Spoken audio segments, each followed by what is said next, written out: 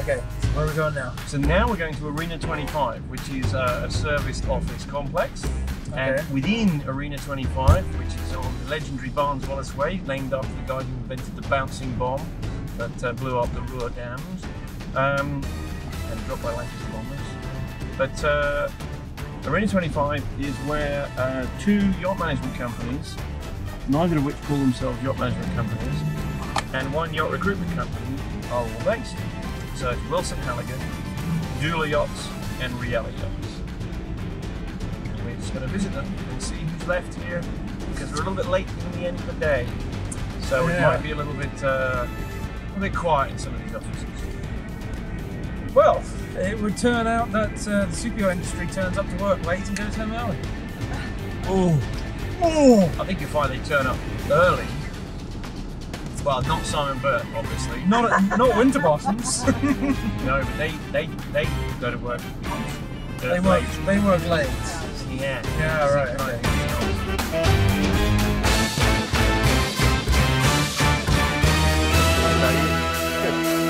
Okay. Cool. And we're back between two Yetis. We are scene 5. Is it 5? 5? Sure. Something like 5.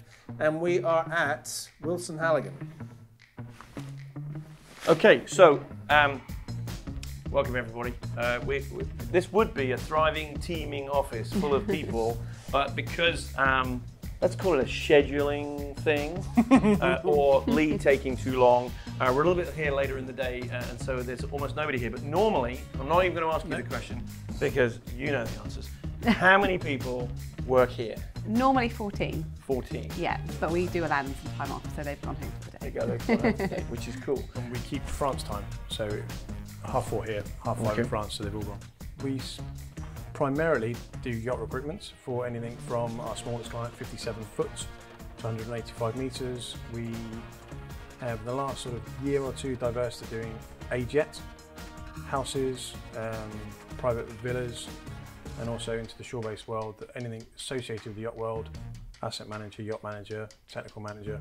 Everything luxury-based though, really, isn't it? So. And a lot of people think of recruitment in the yachting industry is all about finding crew, but you guys have a history of actually taking people when they're at the end of their sea-bound career and they want to find a job ashore, and that's one of the things you guys specialise in, isn't it? Yeah, that's kind of naturally evolved. I know when I moved ashore, I found it quite difficult. I think a lot of people find it quite difficult to transition ashore, so just trying to help people find something outside of yachting. Obviously, it's quite a niche industry, but then as Liam was saying, we get a lot more companies, shore-based companies, looking for us with that sort of yacht background, whether that's for households or just for companies, shore-based companies.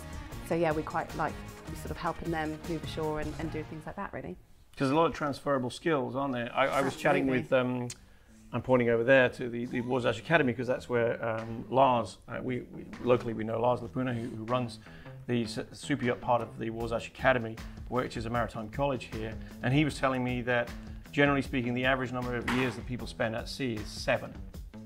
So it's no longer a 20-year career at sea. People are finishing college or they're finishing their cadetship. They're going to sea and they're coming up towards 30 years. And they're saying, actually, now is the time that I want to step ashore, I want to start a family, I want to have a goldfish and a plant and so on. All those sorts of things you can't have in a cabin A dog. on a super yacht. And a dog. A perfect example of that, I left the Merchant Navy after 9 years, thought, not going to do this forever, came ashore, Terry Wilson said, could you help me for a little while? And then 6 months down the line, he said, for unknown reasons, would you like to be the manager of Willson Halligan? And then I went out and bought a Husky, which then secured me to never go back to sea again. A year later, got married. A year later, had a kid, and here we are, many years later. Wow! And our office is pretty much full of exactly the same, similar stories. People wanting to move ashore, get a dog, settle down, and this is a nice environment for everyone. It sounds a bit cheesy, but it is like our own kind of crew that we've got in here now, which is really nice. And do you offer counselling for people coming off boats? Not ourselves. I'd like to say it's like a service which we offer career advice. Yes. Life skills. Yes, life skills. Yes, for sure. And we we find ourselves giving a sort of advice. Just a lot of us have been there and done it, so we're speaking from experience. So for sure, I'm always speaking to people and listening to their concerns about moving ashore. And again, like I said, I've been there and done it, so I completely understand what they're going through. Coming back to reality. Coming back to reality, exactly. Yeah. So not professional counselling, but yeah, certainly an ear to listen to their concerns and help them see what opportunities are out there. Mm. Are you two married? No. Not business partners. Yeah. Business partners. Work husband, that is it. Yeah. We are married, but not each other. Yeah. So you were both working here when you got the opportunity to... Yeah. I employed you, or I suggested they employed you in 2011. Yeah. Then Nicola ran off back to sea when she realised how expensive it was to live in the UK. That's true. And then That's true. Yeah. I'd come to south of France to see some clients. We met out after you just left your yacht. Yeah, I was looking at that exact time when I was looking to leave the shore and kind of umming and ahhing options. And over a glass of rosé, we thought it would be a great idea to see if we could take over the company. So. Okay, it was a bottle. Yeah, okay. And that just really quickly kind of became a reality, and the old owners were very happy to sort of pass it on to people. That we didn't want to change the ethos of the company or anything. We just saw a lot of potential and wanted to see sort of growth, and that's what we've kind of done, really. Do you know how many people you have placed? Gosh, Over the years. I would probably say it's got to be since 2007 when the company started, about 1,000 or so, plus. Some of those get placed over and over again. Yeah, they'll come back to us and we'll place them again, which is lovely. Really nice. So yeah, probably I'd say 1,000. Thousands. You never know who the next captain is, so any deckhand that comes through the door, stewardess, could be a client in a couple of years or even a year, depending on how they go. So we have to look after those, we have to nurture those, get them to recommend us to other people. And then the clients, there's new yachts every year, you'll sell.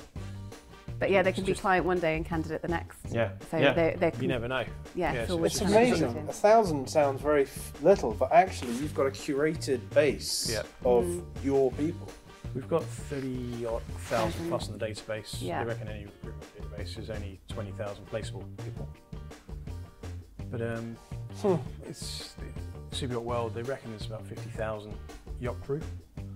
And that's from anything from 24 metres and above. And it's only growing as the it's growing every day. Boats are getting bigger. Yeah. Well, that's a nice segue to one of my questions, which is how do you see the superyacht industry developing? What's the outlook like over the next couple of years? I think it's pretty good at the moment.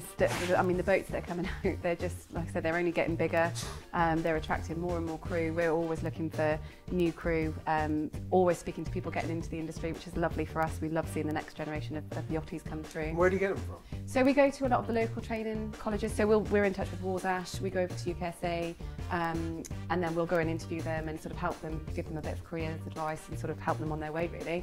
So yeah, training schools, a lot of word of mouth. So friends of friends that have seen all their glamorous photos on Facebook and they want to be the next yachty. And we try and give them the reality of it and tell them actually how hard work it is. So yeah, various different sources, but yeah, certainly good. Like I said, the boats are just the number of builds that there are at the moment, and every build has so many different companies, working for it in different ways, and so I think it's good throughout, really. Marvellous.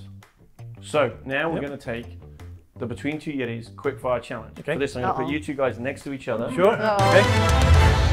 Are you ready? Yeah. Wine or beer? Wine. Beer. Football or rugby? Rugby. Football. Solent or Southampton University? Solent. Southampton University. Lloyds or MCA? Lloyds. Oh. I only said that MCA. My mum works for the MCA. So New build or refit? New build. Refit.